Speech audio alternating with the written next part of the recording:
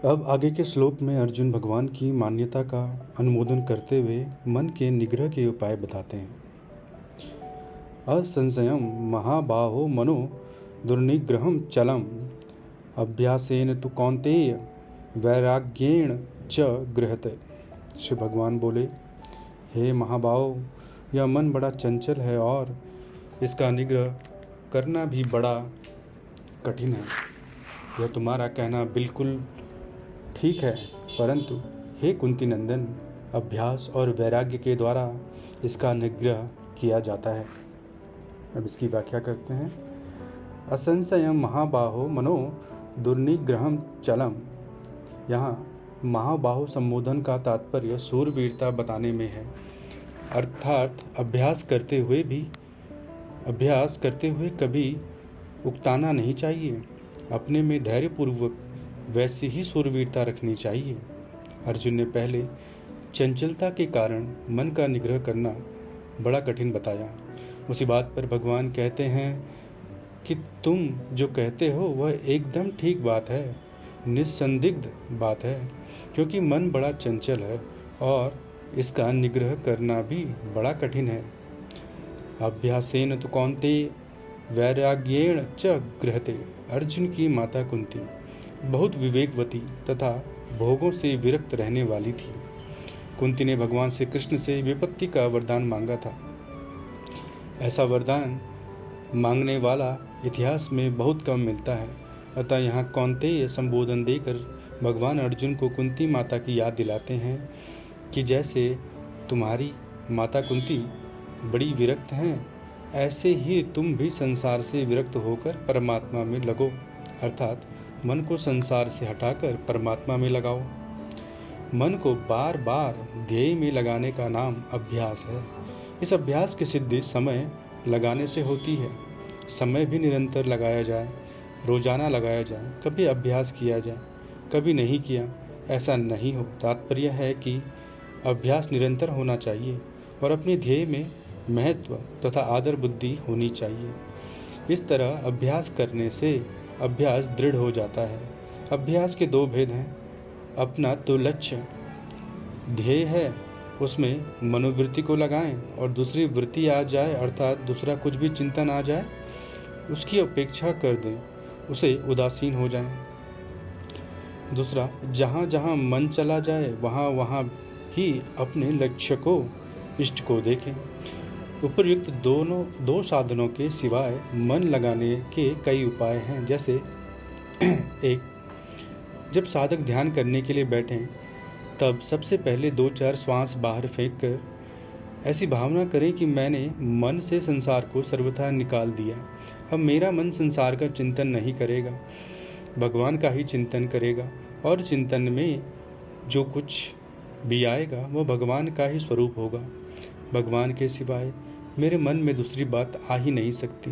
अतः भगवान का स्वरूप वही है जो मन में आ जाए, और मन में जो आ जाए वही भगवान का स्वरूप है।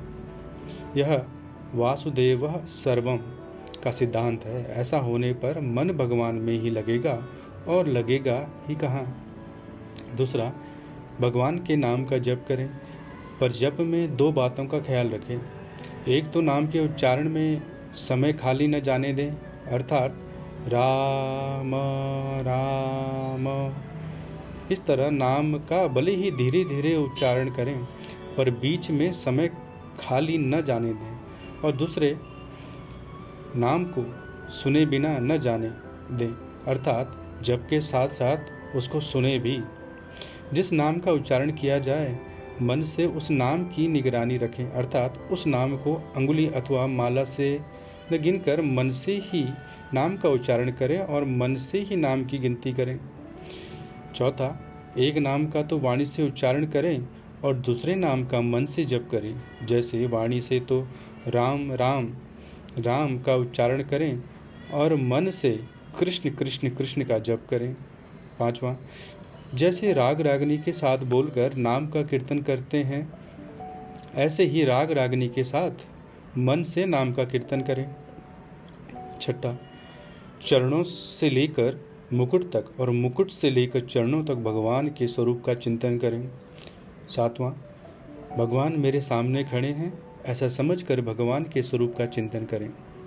भगवान के दाहिने चरण की 5 अंगुलियों पर मन से ही 5 नाम लिख दें। अंगुलियों के ऊपर का जो भाग है उस पर लंबाई में 3 नाम लिख दें। चरणों की पिंडी का जो आरंभ है उस पिंड की संधि पर 2 नामों के कड़े बना दें। फिर पिंडी पर लंबाई में 3 नाम लिख दें। घुटने के नीचे और ऊपर एक एक नाम का गोल कड़ा बना दें, अर्थात गोलाकार नाम लिख दें। उरु यानी जंघा पर लंबाई में 3 नाम लिख दें। आदि दाहिने तरफ की कमर में 2 नामों की करधनी बना दें। 3 नाम पसली पर लिख दें, 2 नाम कंधे पर और 3 नाम बाजू पर, भुजा के ऊपर के भाग पर लिख दें। कोहनी के ऊपर और नीचे 2-2 नामों का कड़ा बना दें। फिर 3 नाम पहुँचा से ऊपर के भाग पर लिख दें। पहुँचा में 2 नामों का कड़ा बना दें तथा 5 अंगुलियों पर 5 नाम लिख दें। गले में 4 नामों का आधा हार और कान में 2 नामों का कुंडल बना दें।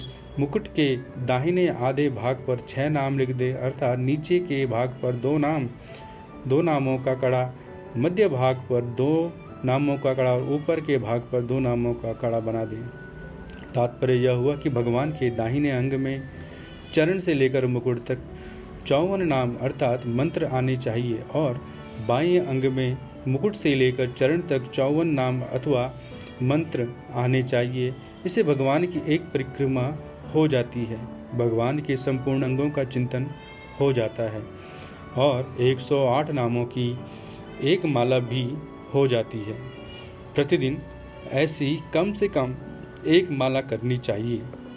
इससे अधिक करना चाहें तो अधिक भी कर सकते हैं। इस तरह अभ्यास करने के अनेक रूप, अनेक तरीके हैं। ऐसे तरीके साधक स्वयं भी सोच सकता है। अभ्यास की सहायता के लिए वैराग्य की जरूरत है, कारण कि संसार के भोगों से राग जितना हटेगा, मन उतना परमात्मा में लगेगा।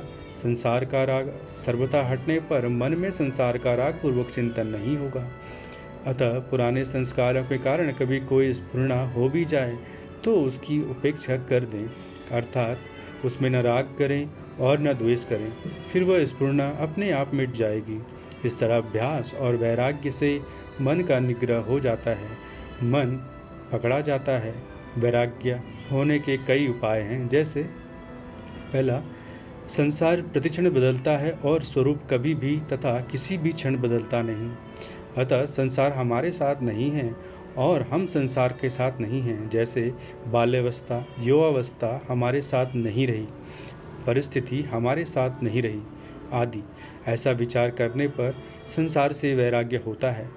अपने कहलाने वाले जितने कुटुंबी संबंधी हैं वे हमारे से अनुकूलता की इच्छा रखते हैं, तो अपनी शक्ति, सामर्थ्य, योग्यता, समझ के अनुसार उनकी न्याय युक्त इच्छा पूरी कर दें और परिश्रम करके उनकी सेवा कर दें, परंतु उनसे अपनी अनुकूलता की तथा कुछ लेने की इच्छा का सर्वथा त्याग कर दें। इस तरह अपनी सामर्थ्य के अनुसार वस्तु देने से और परिश्रम करके सेवा करने से पुराना राग मिट जाता है और उनसे कुछ भी न चाहने से नया राग पैदा नहीं होता। इससे स्वाभाविक संसार से वैराग्य हो जाता है। जितने भी दोष, पाप, दुख पैदा होते हैं वे सभी संसार के राग से ही पैदा होते हैं और जितना सुख, शांति मिलती है वह सब राग रहित होने से ही मिलती है। ऐसा विचार करने से वैराग्य हो ही जाता है।